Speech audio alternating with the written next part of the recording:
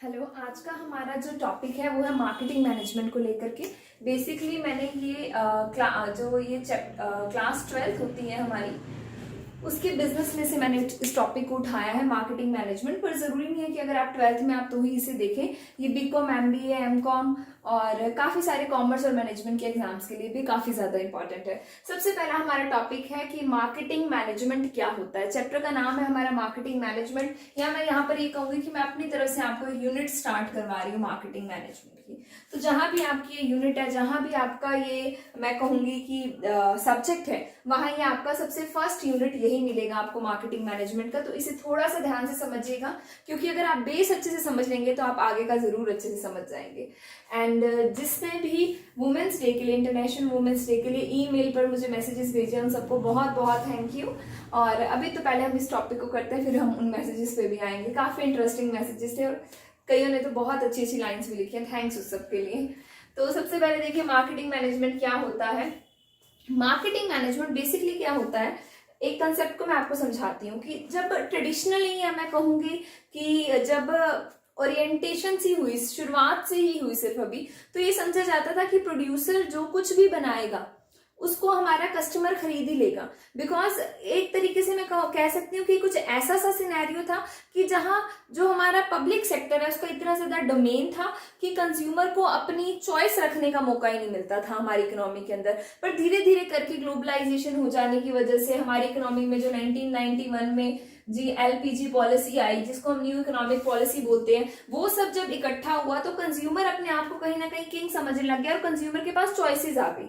जब कंज्यूमर के पास चॉइसेस आ गई तो जो मैन्युफैक्चरर था या जो कस्टमर था, उसने जो सेलर था, उसने ये चीज समझ ली कि अब कंज्यूमर ऐसा नहीं है कि हम जो उसको ऑफर करेंगे वो वही खरीद लेगा। अब कंज्यूमर की अपनी एक अलग चॉइस है, अपना एक अलग हर कंज्यूमर का स्टैंडर्ड है, और आपको कंज्यूमर को मैक्सिमम सेटिस्फाई करके कंपटीशन को विन करते हुए उस कंज्यूमर को जीतना पड़ेगा। आज तो कंज्यूमर को जीतने के लिए कंज्यूमर को आपको कंज्यूमर का पूरी तरीके से दिल खुश करना पड़ेगा, आप ये कह सकते हैं। तो शुरुआत में जो कंसेप्ट था मार्केटिंग का, मैनेजमेंट का जो कंसेप्ट, ये तो हमारा कंसेप्ट लेट 80s एंड में और 90s की स्टार्टिंग में शुरू हुआ।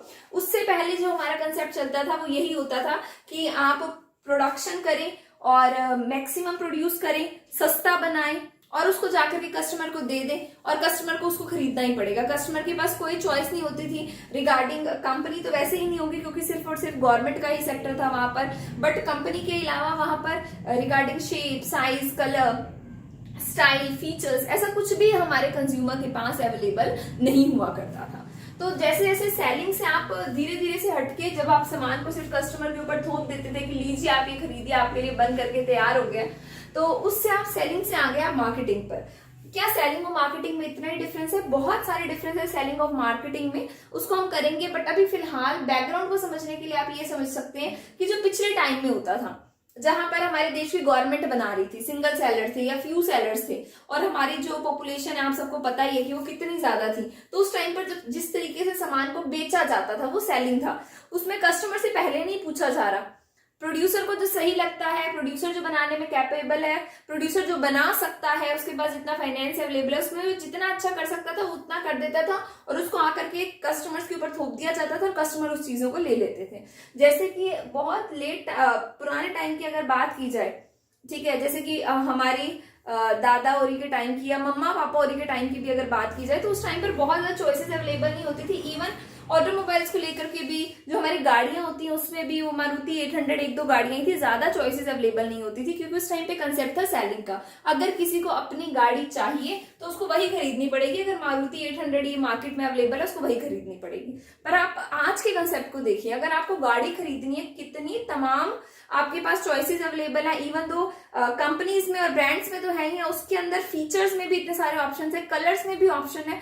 काफी सारी कार्स का तो ये होता है कि उनका आउटर लुक बहुत ज्यादा सिमिलर है, बाहर का लुक उनका बहुत ज्यादा एक जैसा है, पर अंदर फीचर्स में चेंज है।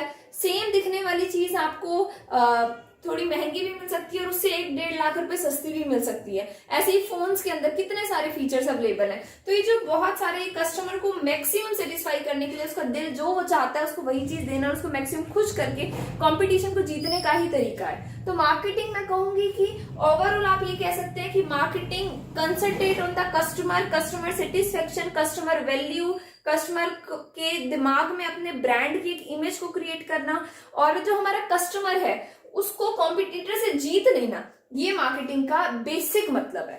तो अब यहाँ देखते हैं मार्केटिंग की मैंने यहाँ पर क्या क्या लाइंस लिखी है। ये कुछ मैंने बुक की लैंग्वेज में लाइन लिखी है पर मुझे लग रहा है आपको बैकग्राउंड क्लियर हो गया होगा। वैसे कहा जाता है कि जो हमारा मार्केटिंग है उसके पीछे मेन रीजन क्या है, तो उसके पीछे जो मेन रीजन है वो हमारा ग्लोबलाइजेशन है, हमारी एलपीजी की पॉलिसी है, प्राइवेटाइजेशन, ग्लोबलाइजेशन, लिबरलाइजेशन, ठीक है। हाँ, ये सब हमारी पॉलिसीज हैं इसके पीछे। नेक्स्ट देखिए यहाँ मैंने क्या लिखा है मार्केटिंग मैनेजमेंट में, it refers to the management of all those activity related to market, means whatever is happening in the market is the part of marketing. Because आप मार्केटिंग वर्ड को ही देखिए, what is the meaning of the word marketing. Marketing अगर आप simple देखें ना English में भी, मार्केट वो जगह जहां सामान खरीदे बेचे जाएंगे एंड मार्केटिंग टिंग ING लगाते हैं वो क्या हो जाता है, वहां होने वाली एक्टिविटीज। तो आप इससे भी देख सकते हैं इसको। नेक्स्ट मैंने लिखा है customer satisfaction is the basic purpose of every business. Her business modern time में अगर आपको सर्वाइव करना है, ग्रोथ तो दूर की बात रही, अगर आपको सर्वाइव ही करना है, बेसिक प्रॉफिट्स ही अगर आपको अर्न करने हैं, तो उसके लिए आपके कस्टमर को मैक्सिमम सेटिस्फाई करने की आपको नीड पड़ेगी। अदरवाइज वो कस्टमर अगर आपका नहीं बना, एक बार उसने आपके प्रोडक्ट को यूज किया, उसको नहीं मैक्सिमम सेटिस्फेक्शन मिली, वो डायरेक्टली कॉम्पिटिटर के पास जाएगा, क्योंकि इतना ज्यादा मार्केट में कॉम्पिटिशन अवेलेबल है कि आप सोच ही नहीं सकते। इवन दो मैं थोड़े दिन पहले इंस्टाग्राम पे ऐसे स्क्रॉल करते करते मुझे एक कुर्ती पसंद आ गई, तो मैंने उसके नीचे PP लिखा, मीन्स प्राइस प्लीज लिखा। सेम उनका रिप्लाई आने से पहले बहुत सारे और जो इंस्टा बिजनेस अकाउंट्स होते हैं उन्होंने मेरे पास उसके लिंक्स भेज दिए और अपनी कुर्तीज के प्राइस भेज दिए और उसके साथ साथ उन्होंने मुझे ऑफर्स भेज दिए। मीन्स आजकल कस्टमर के पास इतने ऑप्शंस हैं कि अगर आप अपने कस्टमर को मैक्सिमम सेटिस्फाई नहीं कर रहे हैं तो आप बहुत बड़ी बेवकूफी कर रहे हैं, आप अपने कस्टमर जल्दी खो देंगे, इवन तो आप मार्केट में सर्वाइव ही नहीं कर पाएंगे। आगे देखिए वो क्या कह रहे हैं, marketing is a social process. Because marketing अगर आपको करनी है, आप सेलिंग तो नहीं कर रहे हैं, आप किसी के ऊपर अपने प्रोडक्ट्स को थोप तो नहीं रहे हैं, आप तो मार्केटिंग कर रहे हैं। मार्केटिंग में आप कस्टमर को सेटिस्फाई कर रहे हैं, मार्केटिंग में सिर्फ कस्टमर को नहीं, गवर्नमेंट को, सभी को आप सेटिस्फाई कर करके चल रहे हैं। तो सेटिस्फेक्शन जहां आप उसकी देख रहे हैं, तो ये कैसा प्रोसेस हो गया, वो एक आपका सोशल प्रोसेस हो गया, बाय विच इंडिविजुअल या ग्रुप, जो भी हमारे कंज्यूमर्स हैं, जो भी हमारे कस्टमर है, वो पाते हैं जो वो चाहते हैं, ठीक है। उनकी जो नीड है, उनकी जो वांट है, वो उसे पूरा करते हैं। आप उसे क्रिएट करके उनको क्या देंगे, ऑफर करेंगे। अब देखिए क्रिएट क्यों करना है ऑफर करने से पहले, कई बार बहुत सारी ऐसी चीज होती हैं जो हमारे कस्टमर को पता ही नहीं होता कि उन्हें इस चीज की नीड है, ठीक है। जैसे कि वो एलेक्सा आती है, हमें पता ही नहीं था कि हमें उसकी नीड है, पर जैसे ही हमारा मार्केटर ने उस नीड को हमसे पहले समझा, देखिए नीड हमारी थी, समझ गया मार्केटर, और मार्केटर ने लॉन्च करी, ला करके हमारे हाथ में थमा दी कि लीजिए इसकी आपको नीड है, ठीक है। जैसे कि ये फोन के स्टैंड्स वगैरह होते हैं, हमें पता ही नहीं था कि हमें इसकी नीड है, मार्केटर ने आकर के हमारे हाथ में थमाया तो हमें पता चला कि हमें इसकी नीड है। पिज्जा, पास्ता, इन सब चीजों की हमें नहीं पता था कि हमें नीड है, ये तो जो मार्केट में आई, उन्होंने आकर के हमें ऑफर की, हमने उसे टेस्ट किया, फिर हमें पता चला कि सच में इसकी हमारी लाइफ में कमी थी, ठीक है।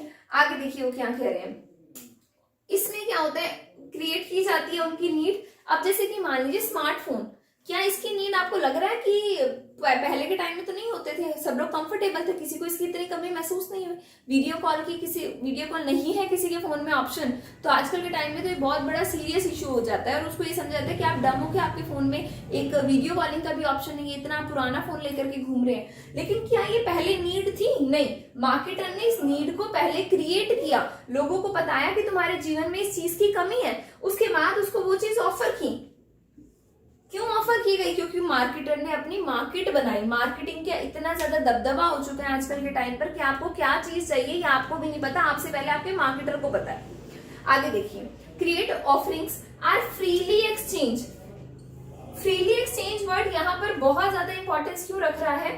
बिकॉज अगर आप एक सोशल प्रोसेस में हैं, तो सोशल प्रोसेस में आप किसी को थ्रेट करके या फोर्सफुली अपना सामान नहीं बेच सकते। सोशल प्रोसेस का अपने आप में ही ये मतलब है कि आप अगर प्रोडक्ट्स को बेच रहे हैं तो आपने पूरी तरीके से उसको फ्री कर रखा है। सामने वाले आपके कस्टमर के पास बड़े सारे कंज्यूमर प्रोटेक्शन राइट के अंदर उसके पास ऑप्शंस अवेलेबल है, उसके पास बहुत ज्यादा रेमेडीज अवेलेबल है, वो बिल्कुल फ्री है। आप उसे थ्रेट करके अपने सामान को नहीं बेच सकते हैं।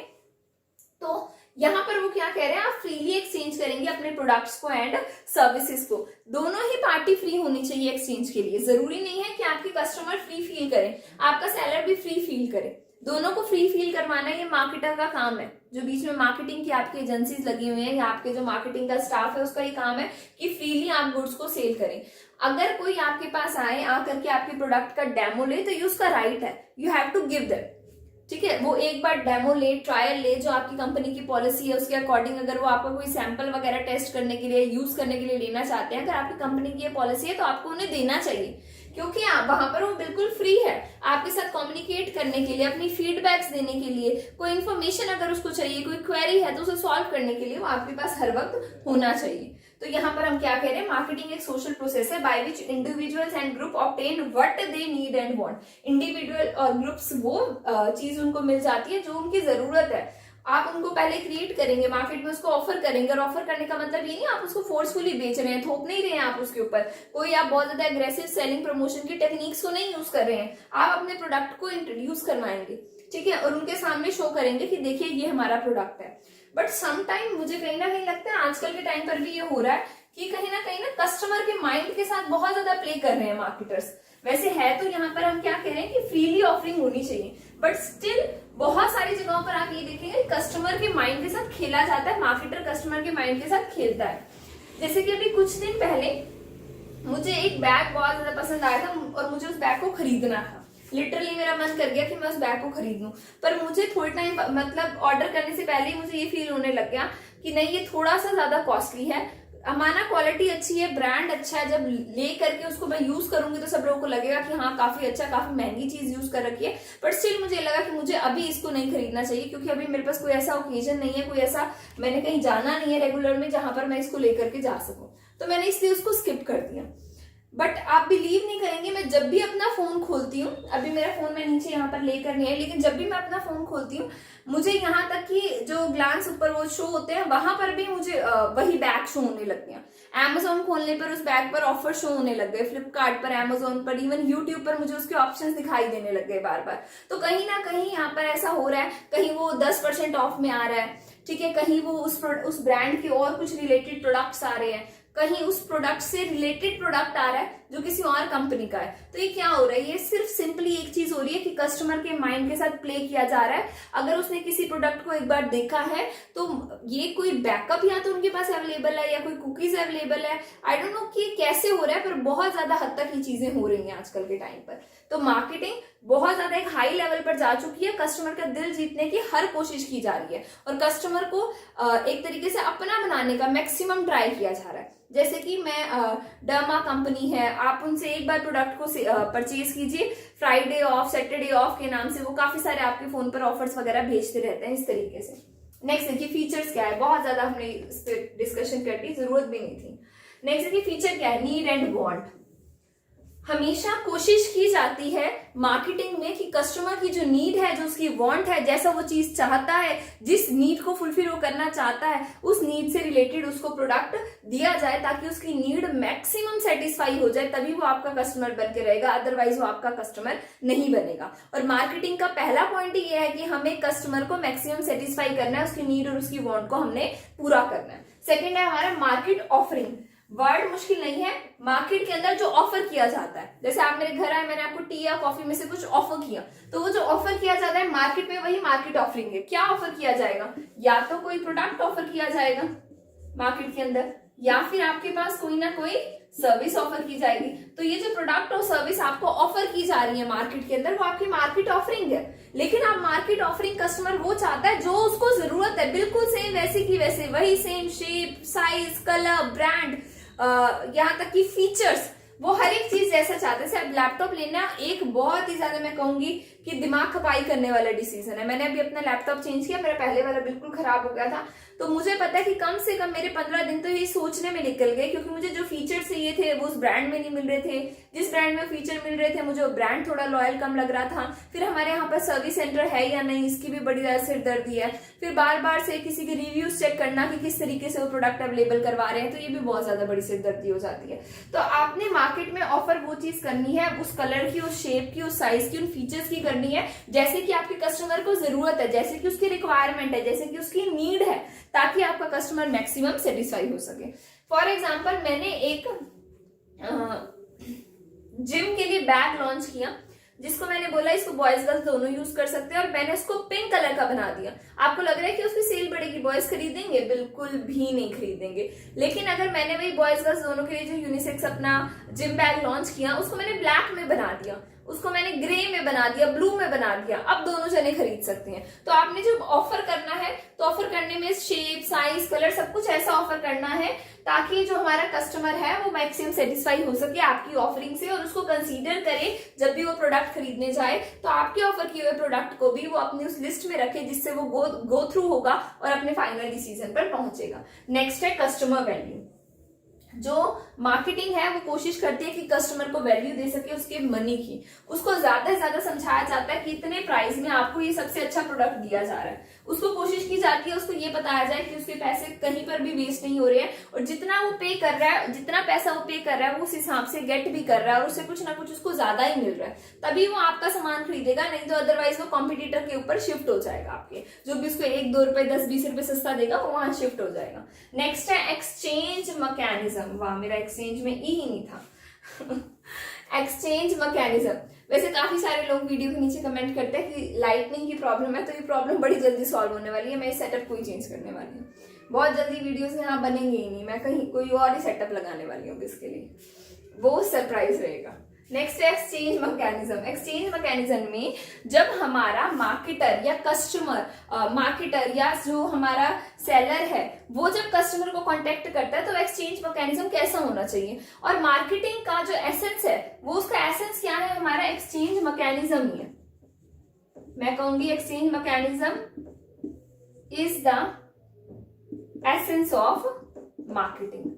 तो मार्केटिंग का एक एसेंस कहा जाता है एक्सचेंज के मैकेनिज्म को। आपने ऐड की, आपने कस्टमर से बात की, आपने उसको इन्फॉर्म किया, आपने उसको ऑफर्स दिए, आपने उसको समझाया, आपने उसके ऊपर इतनी मेहनत की, पर अगर वो सब होने के बाद आपने उसको बताया कि आपका प्रोडक्ट जो आपको जरूरत है, आपको ऐसे प्रोडक्ट की जरूरत है, आपके लिए ऐसा प्रोडक्ट आ गया, आपको इस प्रोडक्ट में ये फीचर चाहिए, हमने ये फीचर इस प्रोडक्ट में डाल दिए, ये आपको हम कॉम्पिटिटर से सस्ता दे रहे हैं, इसका मैक्सिमम बेनिफिट आपको मिलेगा, और इतने पैसों में इस जो आपकी चॉइस है उसके अकॉर्डिंग ये बेस्ट प्रोडक्ट है, सब कर दिया। पर अगर वो कस्टमर ने एक्सचेंज नहीं किया मैकेनिज्म को, आज मेरे को अपनी हेल्थ में ठीक नहीं लग रही, डोंट नो व्हाई। चलिए आगे करते हैं एक बार इसको। एक्सचेंज मैकेनिज्म में अगर कस्टमर ने एक्सचेंज ही नहीं किया, कस्टमर ने उस प्रोडक्ट को खरीदा ही नहीं, तो फिर कोई फायदा नहीं होगा। आपने इतनी ज्यादा मार्केटिंग की, सब कुछ किया, लेकिन अगर आप ये एक्सचेंज नहीं किया ना, एक्सचेंज मैकेनिज्म नहीं हुआ, तो उसका कोई भी फायदा नहीं रहेगा, क्योंकि एक्सचेंज तो एसेंस है। इसमें मान लीजिए ये हमारा है कस्टमर और ये हमारा है मार्केटर, और आप कह सकते हैं या फिर सेलर। देखिए, 2 पार्टी तो मिनिमम होनी चाहिए, मिनिमम 2 पार्टी तो होनी चाहिए। अब कुछ लोग ये सवाल उठाएंगे कि हमने तो अमेजोन से खरीद लिया, हमने तो फ्लिपकार्ट से खरीद लिया, और अमेजोन या फिर फ्लिपकार्ट से खरीदने पर हमारे पास तो हम थे, सिर्फ सामने तो कोई था ही नहीं, कस्टमर था वहां पर। तो ऐसा बिल्कुल भी नहीं होता। वो जो आपके अमेजोन वगैरह वो आपके थर्ड पार्टी होते हैं, या फिर वो हो सकता है कि उनका अपना भी प्रोडक्ट हो, जैसे कि नायका वालों का अपना भी प्रोडक्ट है, उनका अपना भी ब्रांड है, अमेजोन का भी अपने प्रोडक्ट्स हैं, अपने ब्रांड भी हैं, पर वो उस टाइम पर सेलर्स होते हैं, चाहे वो आपके ऑनलाइन हो, ऑनलाइन को ना वर्चुअल वैसे बोलते हैं, चाहे वो आपके वर्चुअल सेलर्स हो, पर आपके पास सेलर्स भी रहेंगे ही रहेंगे, क्योंकि मिनिमम है रिक्वायरमेंट कि मिनिमम 2 पार्टीज होनी चाहिए। मैक्सिमम में तो बीच में आपके मार्केटर्स भी आ जाते हैं जो आपको इन्फॉर्मेशन देते हैं रिगार्डिंग योर प्रोडक्ट, तो वो भी हो सकते हैं, पर आपको मिनिमम इसके अंदर 2 पार्टीज की ही जरूरत होती है। तो मैंने एक्सचेंज मैकेनिज्म में पहला ये लिखा है कि यहाँ पर क्या होनी चाहिए आपकी 2 पार्टीज। नेक्स्ट है एक्सचेंज वैल्यू।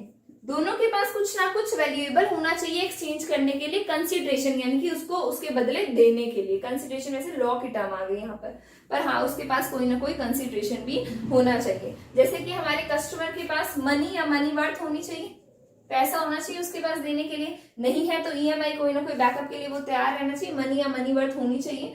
और जो हमारा सेलर है उसके पास कोई ना कोई प्रोडक्ट या फिर कोई ना कोई सर्विस होनी चाहिए जिसको वो सामने वाले पार्टी को दे करके उसके जेब में से ये वाले पैसों को निकाल कर अपने साथ ले जाएगा और बदले में ये प्रोडक्ट इसको दे के जाएगा।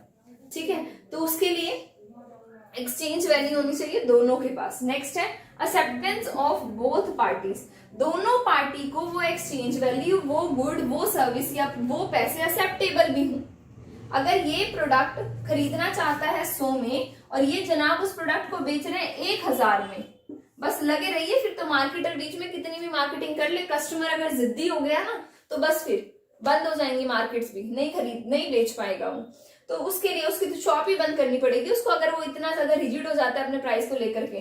कहीं ना कहीं हमें जो कस्टमर की वैल्यू है, कस्टमर जो वैल्यू समझ रहा है प्रोडक्ट की, उससे मैच ही अपना प्राइस रखना चाहिए। जो मॉनेटरी वैल्यू होती है ना प्रोडक्ट की, यानी कि प्राइस है, वो हमेशा कस्टमर की वैल्यू को मैच जरूर करे।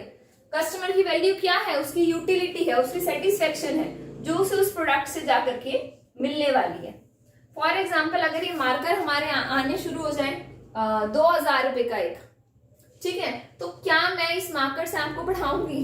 बिल्कुल भी नहीं पढ़ाऊंगी। मैं क्यों 2000 रुपए वेस्ट करूं इससे? मैं तो चौक वाला लेकर के आ जाऊंगी, बट मुझे डस्ट एलर्जी है, बट स्टिल मैं तो मास्क पहन के यहाँ पर और कहूंगी अवेयरनेस भी कर रही हूँ आप लोगों को, देखो समझा रही हूँ कि मास्क पहनने चाहिए, मास्क पहनकर और चौक लेकर के और डस्टर लेकर के यहाँ पर शुरू हो जाऊंगी। क्योंकि मेरे को ऐसा लग रहा है कि मेरे को इतनी ज्यादा यूटिलिटी नहीं है, इतनी ज्यादा सेटिस्फेक्शन मुझे वो मार्कर नहीं देगा कि मैं उसके लिए इतना प्राइस पे करूं। तो हमेशा कस्टमर की वैल्यू को देखते हुए प्राइस को सेट किया जाना चाहिए ताकि एक्सेप्टेंस मिल जाए बोथ द पार्टीज को। ये भी अगर मान लीजिए ये 500 में सेटिस्फाई है तो जी इसको भी 500 में सेटिस्फाई होना पड़ेगा, तभी हो सकता है कि इन दोनों के बीच में एक्सचेंज हो, otherwise exchange is not possible. Next है ईच पार्टी फील डिजायरेबल, दोनों सेल करके खुश हों, दोनों की दोनों पार्टीज, यानी कि कस्टमर की इच्छा भी उस सामान को खरीदने की और इसकी भी हो कि वो उस सामान को बेचे, दोनों अपने बिहाफ पर डिजायरेबल और कंफर्टेबल। नेक्स्ट हमारे पास क्या है? ईच पार्टी कैपेबल भी हो, अभी इस पर भी जाते हैं। यहाँ पर क्या है? ईच पार्टी फील डिजायरेबल, हर पार्टी डिजायरेबल फील करे, हर पार्टी खुश फील करे कि हाँ हमें अच्छा लग रहा है इस प्रोडक्ट को बेच करके। नेक्स्ट, या इसको भी ये डिजायरेबल था कि मुझे इस प्रोडक्ट की जरूरत भी थी। सब टाइम क्या होता है, हम प्रोडक्ट को खरीद लेते हैं, खरीदने के बाद सोचते हैं कि नहीं मेरे को तो ये प्रोडक्ट डिजायरेबल नहीं है। मेरे साथ काफी टाइम ऐसा होता है, मैं मार्केट में जाती हूँ, प्रोडक्ट्स को लेती हूँ, मुझे ब्लैक कलर की कुर्तीज बहुत पसंद है, आज मैंने पहनी भी ब्लैक ही हुई है, तो मैं ब्लैक कलर की कुर्ती, ब्लैक कलर की मुझे जो ड्रेसेस होती है ना इंडियन ट्रेडिशनल ड्रेसेस, वो मुझे बहुत ज्यादा पसंद है। तो मैं कई बार ये क्या करती हूँ, मार्केट में जाती हूँ, सोच के जाती हूँ घर से कि मैं ब्लैक नहीं लेकर आऊंगी, कोई अदर कलर लेकर आऊंगी। मार्केट में जाती हूँ, सारे देख लेती हूँ, कुछ नहीं पसंद आता, फिर कुछ ना कुछ ब्लैक में पसंद आ जाता है और उसको लेकर के आ जाती हूँ। लेकर के आने के बाद मैं ऐसा फील करती हूँ कि मेरा तो लुक वही पहले वाला ही हो गया, तो मैं डिजायरेबल नहीं हूँ। तो ऐसा नहीं होना चाहिए, कस्टमर मोस्ट सेटिस्फाई होना चाहिए। नेक्स्ट है each party is capable to communicate and deliver, हर एक पार्टी कैपेबल हो, इस लायक हो कि वो कम्युनिकेट कर सके, आपस में एक दूसरे से मैक्सिमम जो प्रोडक्ट से रिलेटेड इंफॉर्मेशन लेना चाहता है, देना चाहता है, वो दे सके और प्रोडक्ट को डिलीवर भी करवा सके।